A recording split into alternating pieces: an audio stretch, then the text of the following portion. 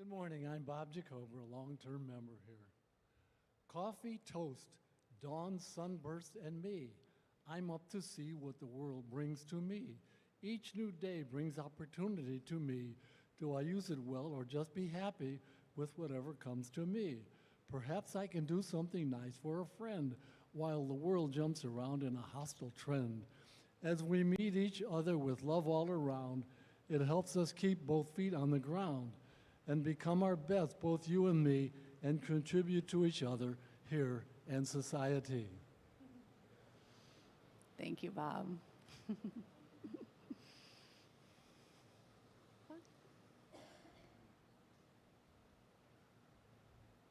Well, I have a prayer to share. When I feel the weight of the world, I pray or I write. I'll dedicate this to our dear elder, Bob Jacober, who inspires me. Something great, something wondrous, something lives and something dies and lives again in amber whispers, green new leaves, and turquoise skies. Mother Earth, sing to me, whippoorwills, lullabies, and hum the tunes of life immortal through the wings of dragonflies. Father Sky, take my hand, upraised to offer this my soul, and let me be like clouds on wind, with lightning sword and thunder's roll. When something falls, something rises. One thing speaks and one thing still, and turning in eternal cycles, nature's heart to spirit's will. Thank you. Beautiful. All right, well, we'll take a minute for all of the joys and any concerns or sorrows that may be on your hearts. Honoring those that are not shared openly, but that we acknowledge nevertheless.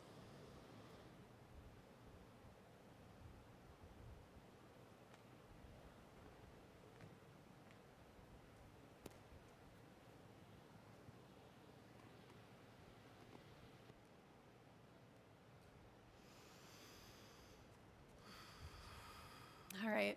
So let's enter into a time of meditation. I'm going to use the chime to mark this moment.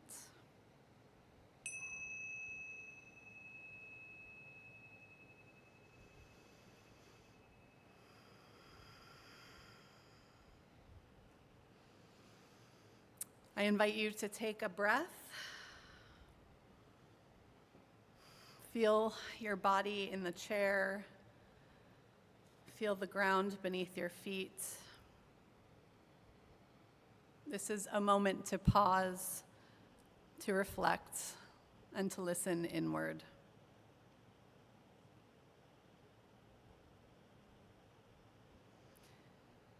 Think of where your life may feel out of balance right now. Where is there too much weight on one side? Too much work, not enough rest? Too much worry, not enough joy? Too much judgment and not enough grace?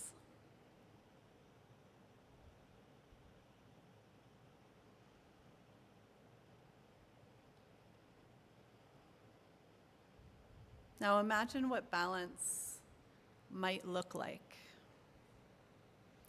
Not a perfect balance, not a forever balance, but balance enough for this season or for this day. What would it take to lean just a little closer to center?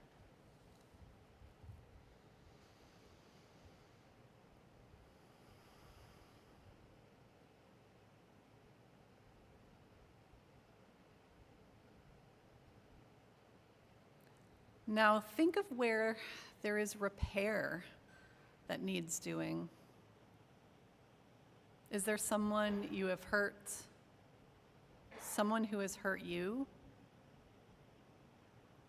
Is there a place in your own spirit that feels broken, in need of mending?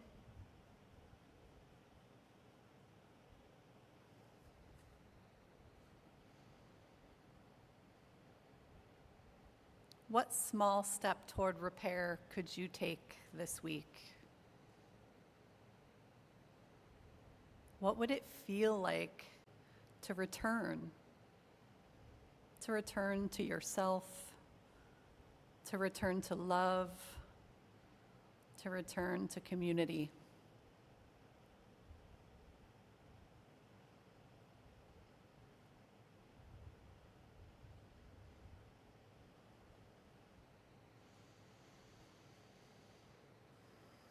Now I invite you to widen your view.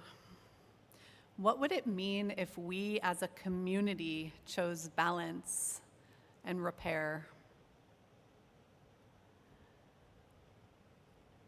What could happen if we let go of the small things that divide us and instead put our energy into strengthening one another so that together we could bring healing to the world?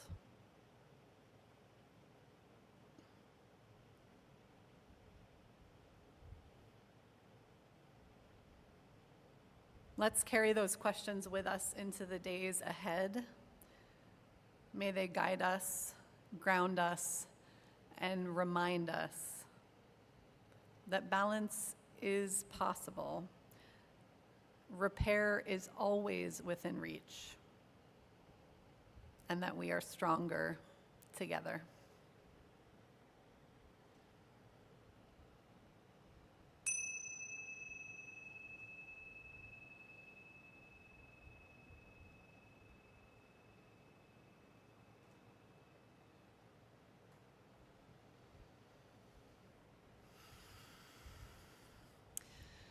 So this week we find ourselves in a season of balance.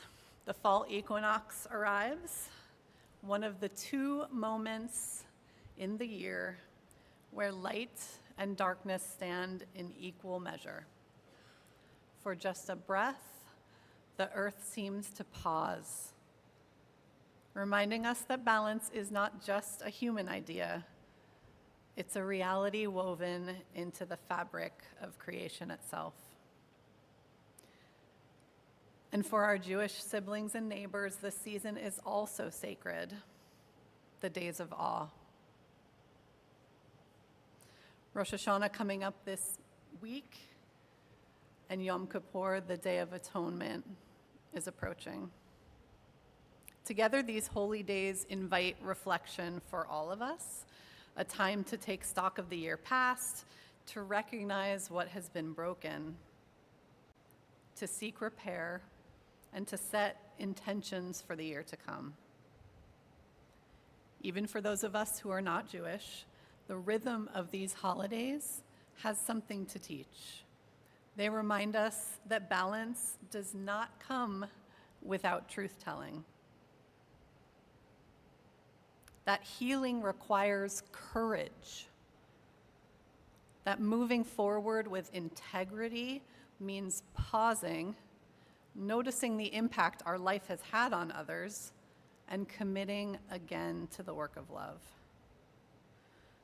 So in a time when our nation is being shaken by violence, division, and grief,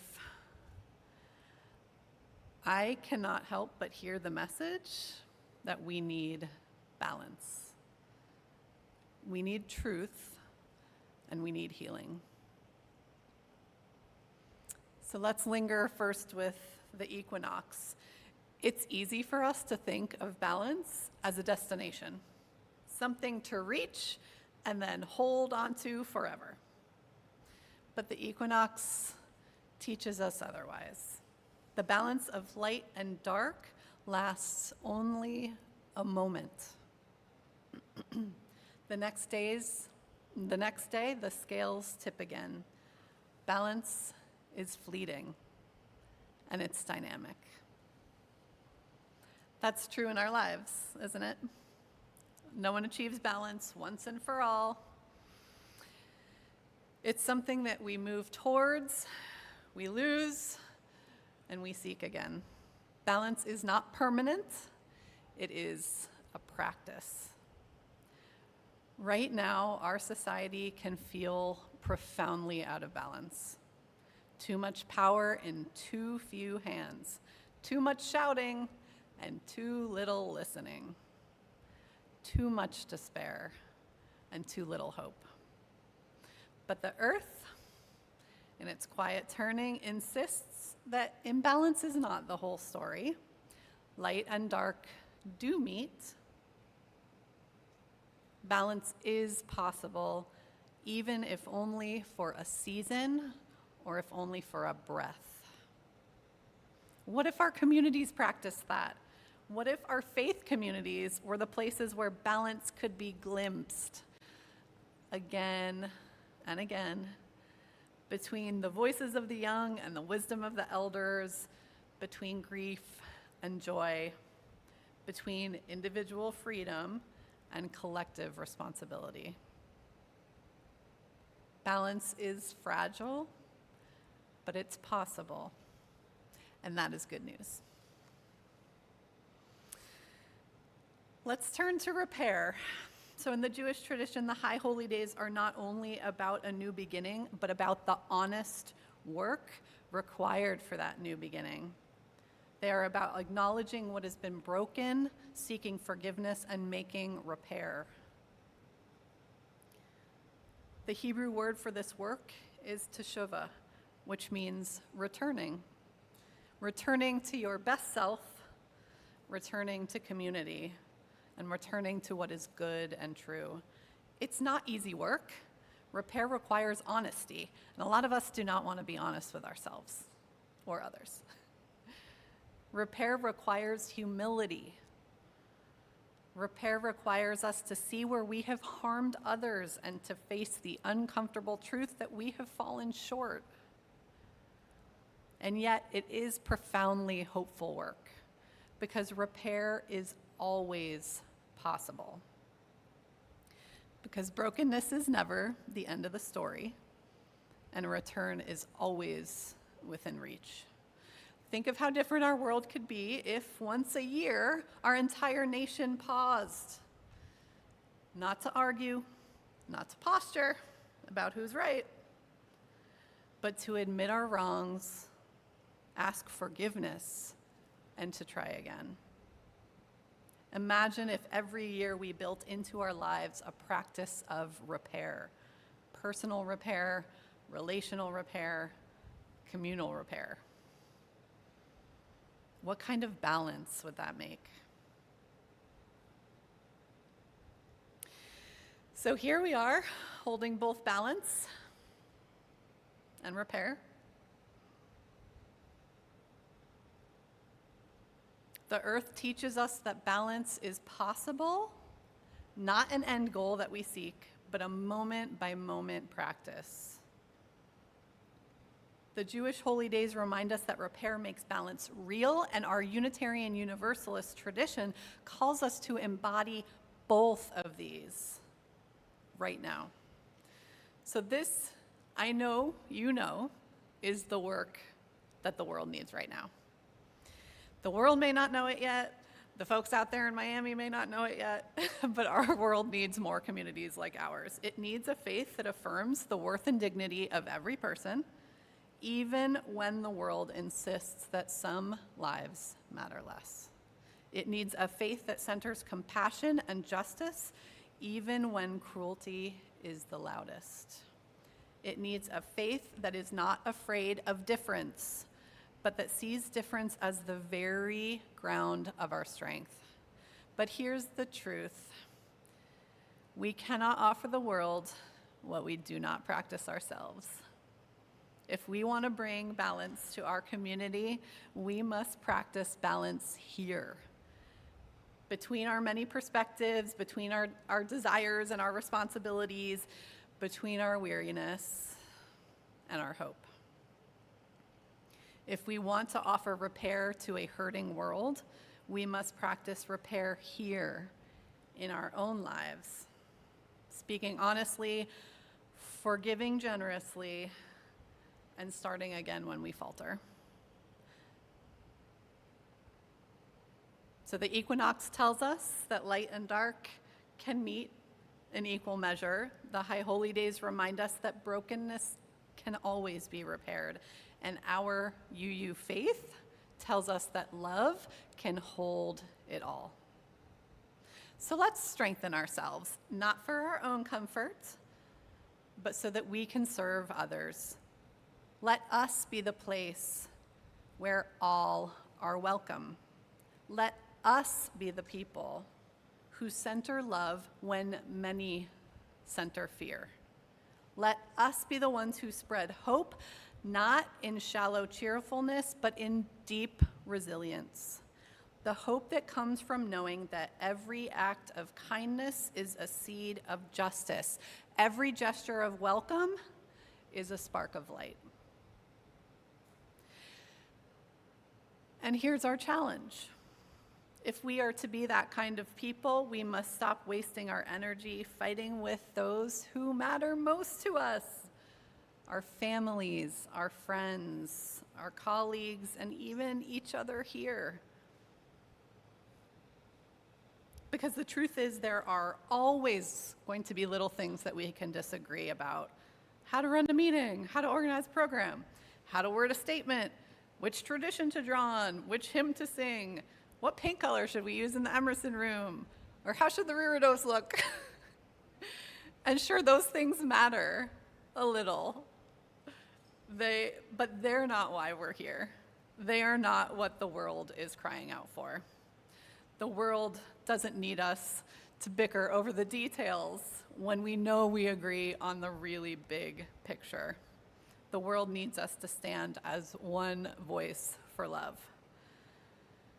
The world doesn't need us to cling to grudges. It needs us to model forgiveness and repair so that when folks come into this community, they can see it and feel it happening. The world does not need us to exhaust ourselves in the little details. It needs us to strengthen ourselves for service, for justice, and for compassion. So, I leave you with this wondering: what might shift if, in this season of balance, we chose to hold our differences lightly and our love for one another tightly? What might grow among us if, in this season of repair, we decided to let go of the resentments and frustrations and return to what truly matters? What kind of power could we build right here in this community if we stopped breaking ourselves down and instead started lifting one another up? So from our reflections today, the equinox tells us that balance is possible. The holy days remind us that repair is always in reach. And our Unitarian Universalist faith insists that together, we can embody love in a hurting world. So may we lay down the little things. May we rise up to the great calling of this moment. May we strengthen ourselves by standing together. Because if the world ever needed Unitarian Universalism, ever, it is right now. And if we ever needed each other, it is also now. So may we walk together in the balance of this season, rooted in love, strengthened by community, and committed to being the light the world longs for. May it be so.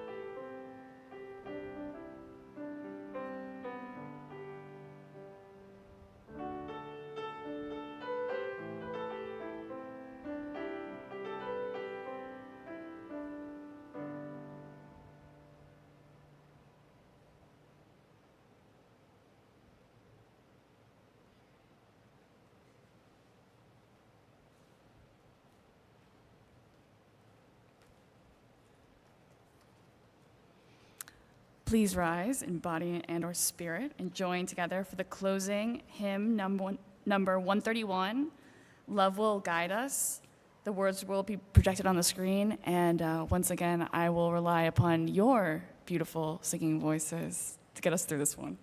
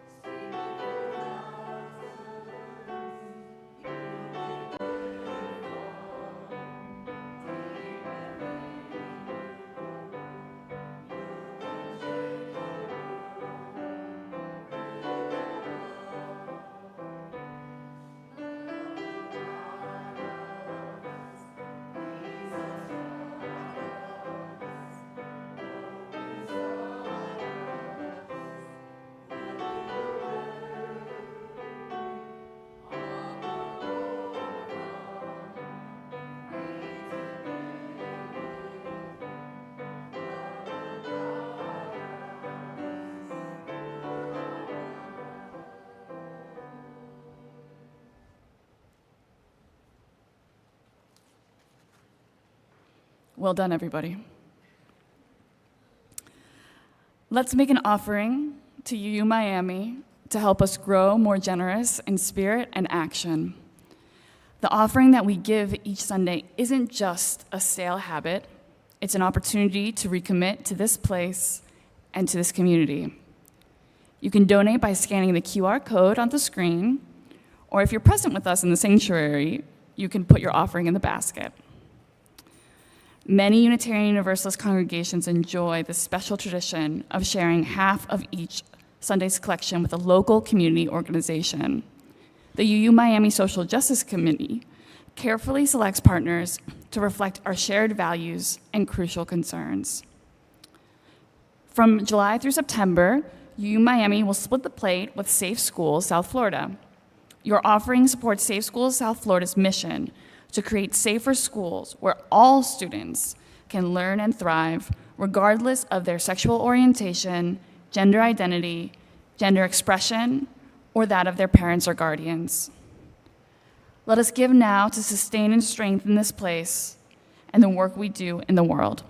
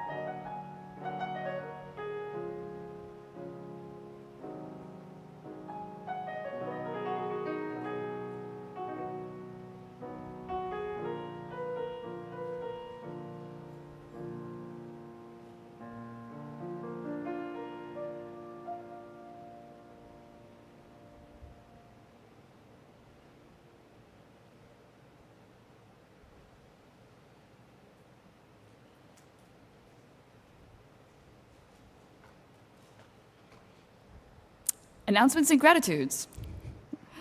Thanks to all the very many people who make this Sunday service happen and keep our UU Miami community running, from our dedicated staff to our steadfast volunteers. We thank you, we appreciate you, and we see and feel your devotion. This morning, we offer special thanks to Joseph for accompanying our hymns and providing beautiful music, Derek for running our AV and live stream, Kat for organizing some awesome snacks, and Jessica and Carla for helping with our little ones. And a special, special thanks to Christine Hughes-Pontier for leading us in our excellent Sunday service today.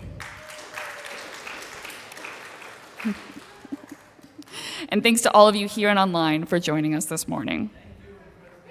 Oh, you're welcome. Okay, now what everybody is here for, snacks. Enjoy snacks with us after the service, provided by UU Miami friends or members. Feel free to bring something to share. We encourage vegetarian and vegan options, and remember, we are a nut-free facility. Next Sunday, we look forward to hosting Reverend Dr. Harold Marrero again next week for his service titled, Becoming What's Yet to Come. As you may know, UU Miami is considering a more formal relationship with Reverend Marrero, so please join us and get to know him. Plan to stay after the service for our second talk back with Reverend Dr. Marrero. Bring your reflections on the sermon, your questions about his theological journey and understanding, and your hopes for what UU Miami can become as a sanctuary for our city. And I'm going to invite Derek up to share a little bit.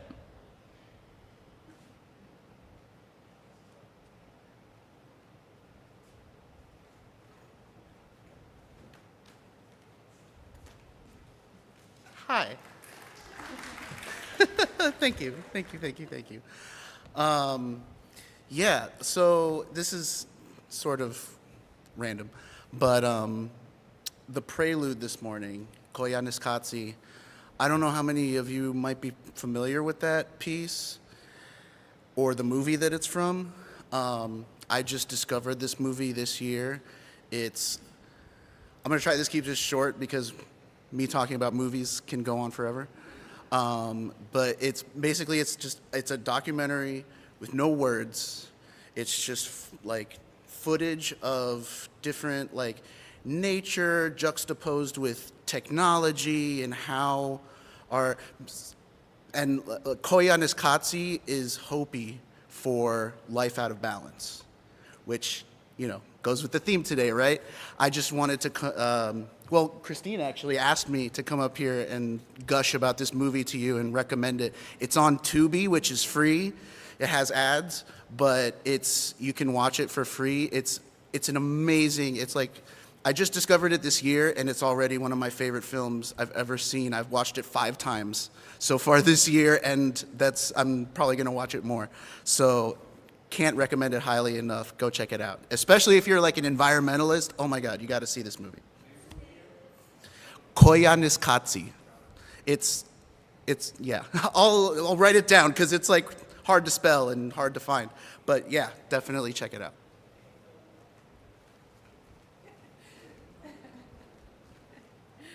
All right, thank you, Derek. It's always really interesting to learn, even more about the amazing musical pieces that Joseph chooses. And had Derek not let me know, I would never have known that piece came from this incredible film. So I'm going to watch it. I invite you all to, too. All right, friends, we're going to extinguish our flame. And we're going to imagine the light moving from here in the room into ourselves as we go out into the world. So my invitation is to go now in this season of balance, marking this moment this week that light and dark meet in equal measure. Go now in the season of repair, trusting that brokenness is never the end of the story. Go now as Unitarian Universalists, choosing to set aside what is small so that you may rise to what is great. Strengthen one another, forgive one another, hold one another in love, for the world is aching and what we do matters out there. Go in peace, go in courage, so that together we can be the light and the sanctuary that the world longs for. Thank you all for being here.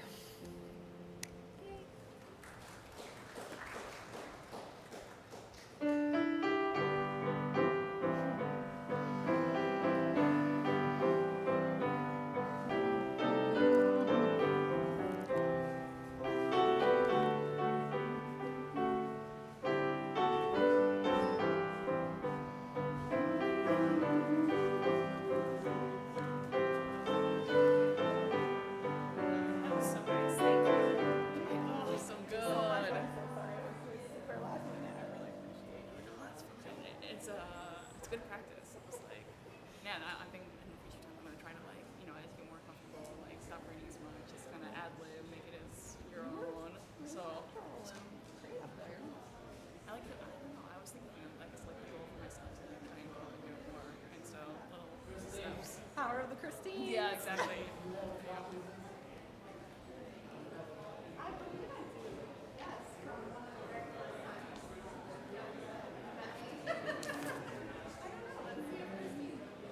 I have a copy of it. Yeah? Yes. Yes, I do.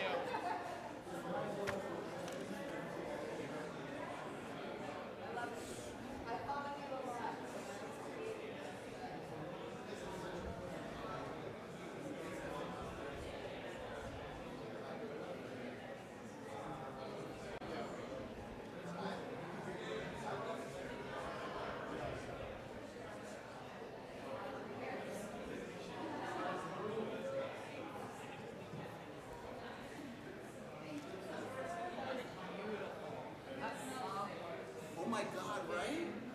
Look, and that's not even the best piece of the movie. Like Vespers. Oh, that's just the best part.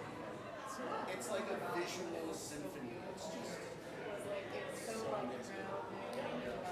I know, yeah, it's the Ponzi trilogy, yeah. I haven't seen the other two.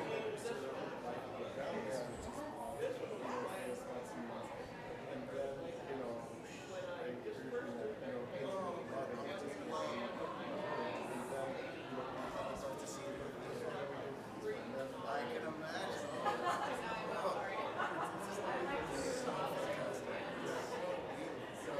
And no one knows about it.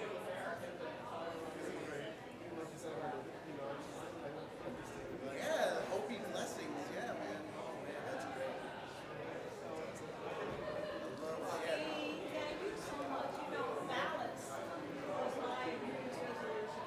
Yeah, I think the Criterion Collection has unbelievable.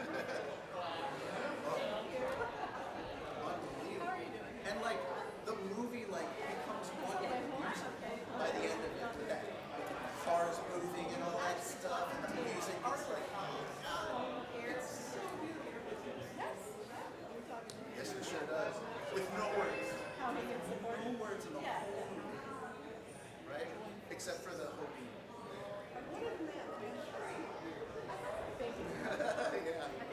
I would love to. I mean, I don't know if people could, if they could like set the chairs up so people can watch a movie up here. Maybe it's kind of high up, but yeah, I would love to. I would love to do movie screenings here. That would be so. That's my. I'm a huge cinephile.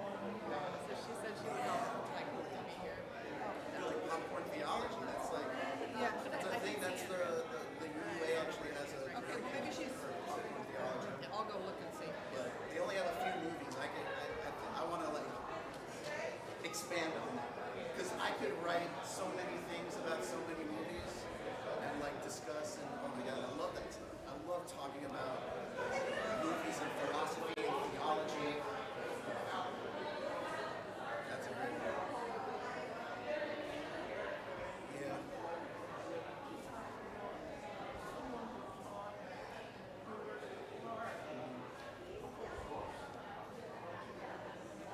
I mean, and not only that, but like some of the technology that we have now comes from that movie.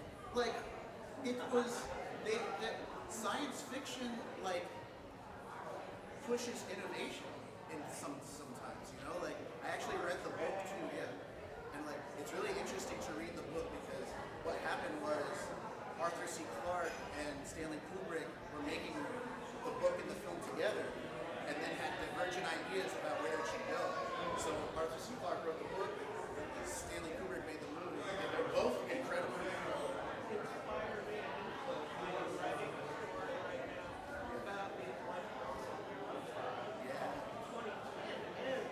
I want to see that. I haven't seen 2010.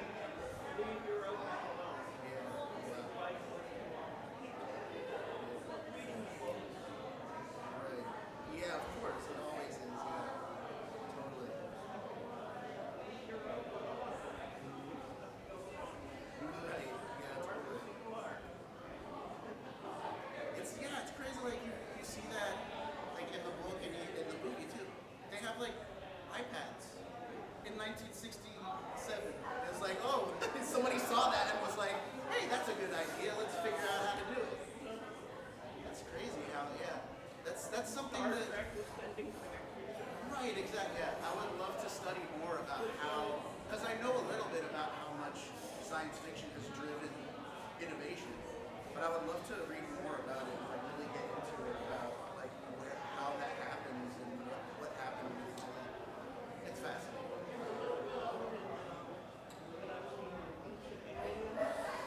Oh yeah. Right. Everything's aliens, yeah. Aliens. Yeah, right. With the hair. That guy. We all know that guy. Yeah. No, it's cool, yeah. I'm sure it's interesting. Yeah.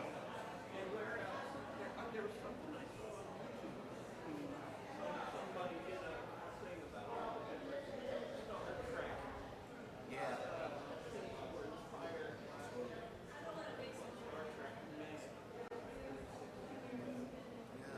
That's cool. Thank you so much. My pleasure. I could have done a whole sermon about it. You know, we don't have that kind of time. Maybe someday. Yeah. Absolutely. I would love to do that. I would love to.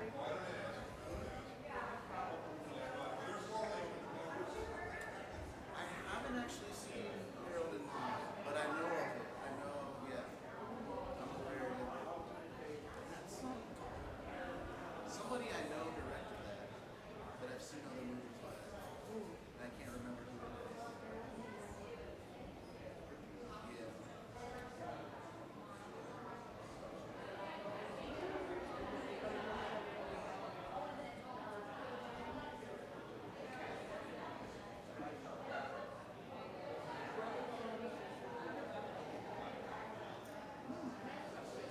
Oh yeah, of course the Catholics. They don't want to talk about that guy.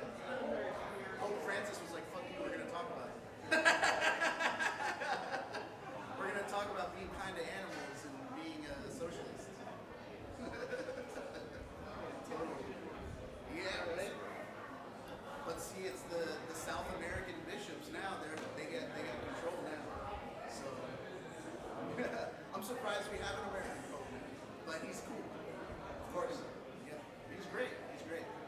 But yeah, that's the global South is like in control of the voting. That's why you got Pope Francis, and that's why you got this guy. Because they're taking over. Good for them, man. Let's get some. Yeah, we have some progress in our religion, you know.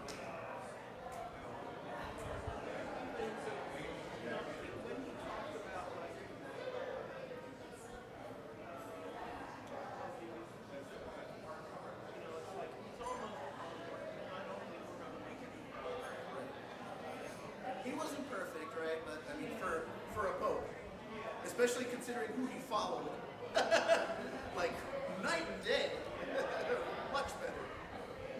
Much better. Oh yeah. So your hatred for the Catholics runs deep. My parents were always slapping.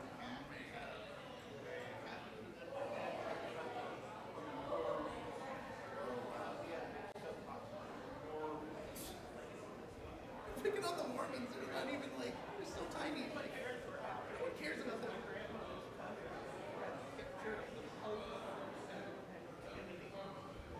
Yes.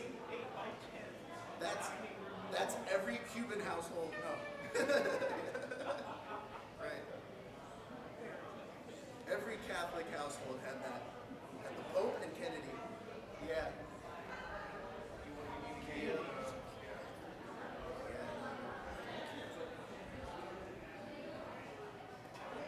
It was a huge thing. It was a huge thing. It's like impressive that he actually got elected because a lot of people wouldn't do that. It's like he's gonna be taking orders from the Pope, you know. I better break things down here. Yeah.